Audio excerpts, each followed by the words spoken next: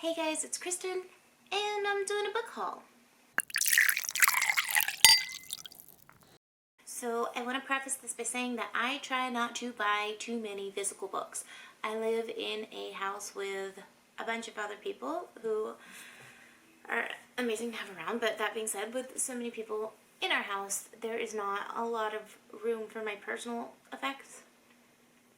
I mean, I'm sure I could make room, but like I don't really have a space for one bookshelf. So I really try not to buy too many physical books. I try to utilize my library e-services a lot, ebooks and audiobooks I check out through my library.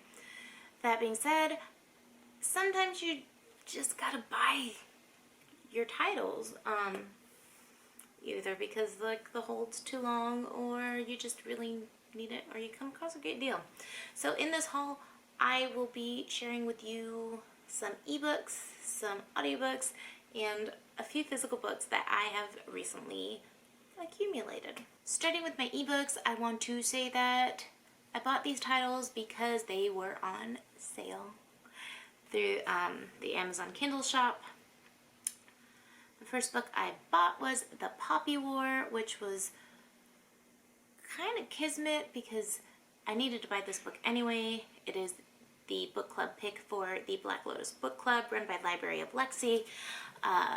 We were supposed to start reading it yesterday, which I haven't, but I bought it. It was a good deal. I've heard great things about it. It's a pretty hot title right now, so I'm looking forward to reading it.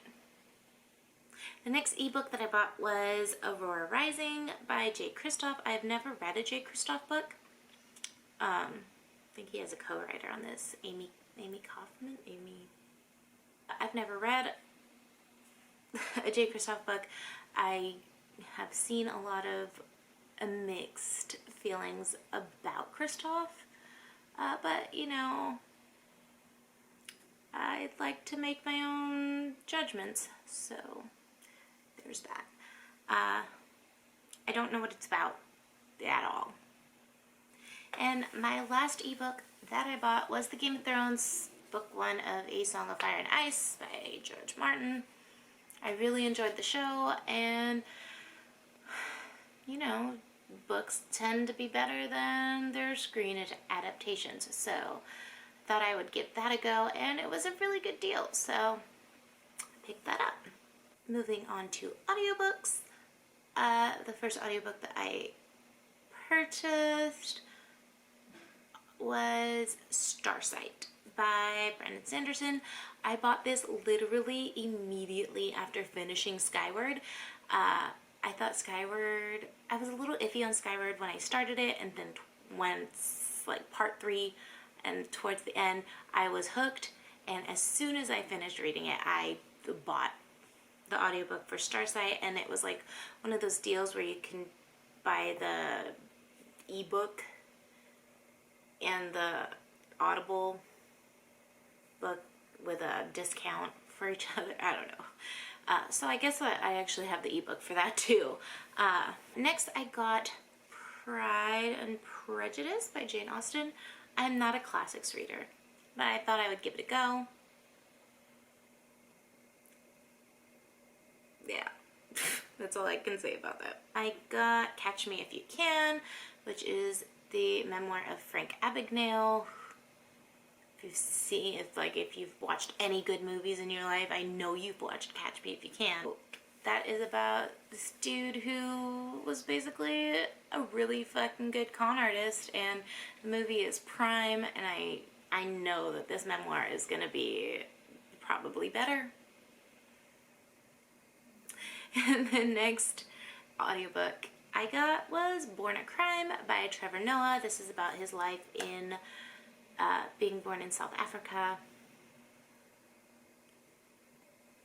That's really all I know. I just know that I really enjoy Trevor Noah as a human. And the last audiobook that I got was The Ballad of Songbirds and Snakes. I bought it totally planning to only listen to this book.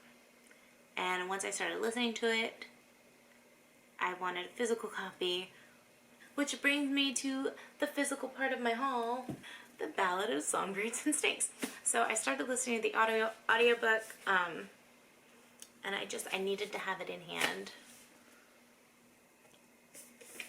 I'm not even marked right because I've kind of been switching back and forth. So I'm actually a lot further into this than my bookmark suggests. This is a Hunger Games prequel about President Snow before he was President Snow. And I'm really enjoying it so far. So there's that. The next book that I bought was Waiting for Tom Hanks. This is a romance. I usually read romance via audiobook, but I think this was like a good deal. I'm not sure why I would have bought this. I think maybe I have a Tom Hanks bias and I'll buy anything that has his name on it, even if he's not associated with it. The next book that I bought, physically purchased, was Furyborn. This is, I bought this because Reads with Rachel is always on about it, and I was looking for something good to read, and I like the cover. It's simple, but it's beautiful. I don't know what it's about at all, which is nothing new here because you know that I go into my books relatively blind. The next book that I bought is a sequel, and it's The Queen of the Unwanted. This is the second book in the Women's War trilogy by Jenna Glass. I finished The Women's War. It is such a good book. It's such a good book, and I think it gets a bad rap because people expect too much from it, being a self-acclaimed feminist fantasy, and I just think it deserves more love than it gets. Definitely read Women's War.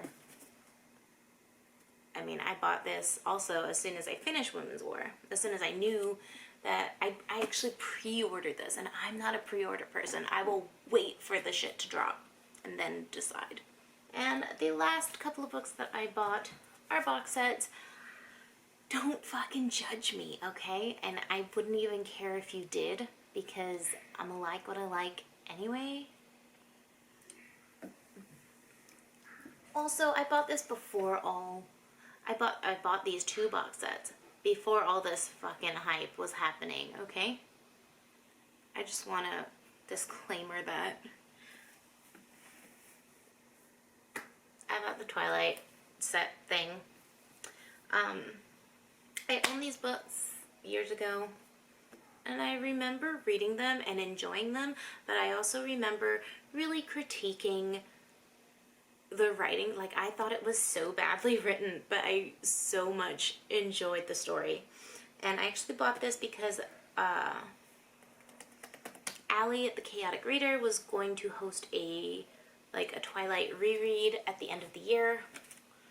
But then she moved it once the whole Midnight Sun thing came out.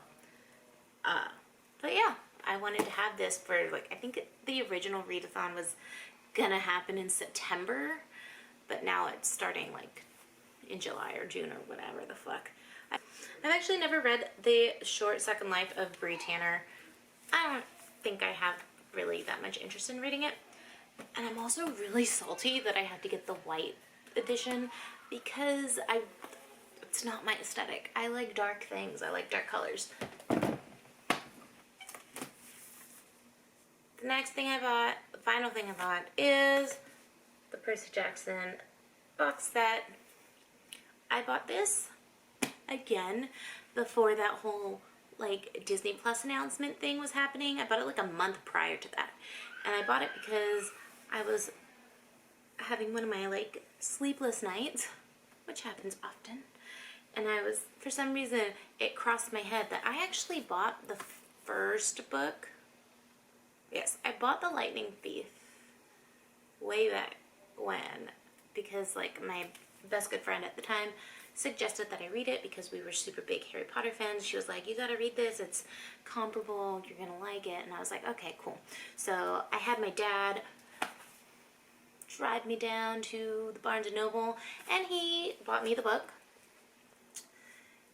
And somehow magically, a whole ass Barnes & Noble shopping bag with multiple books in them just fucking disappeared. And I never rebought it or thought to rebought it because I always thought that I would just find it somewhere, and I never found it. So I basically bought a book and it got sent into Abyss. That is the whole reasoning behind why I bought this box set, is because I bought one book one time and never read it and lost it, and so now I own the whole set. And it's really pretty. I mean, look at this spine art. Oh, yes. I could be buying worse things than books, right? Anyways, I hope you liked my haul. Let me know if you have read, I'm sure you've read some of these books. I'm like the last person on the fucking planet to read Percy Jackson. Or yeah. Let me know if you've read any of them. Let me know if you're planning on reading any of these. Let's talk about it. Thank you for watching.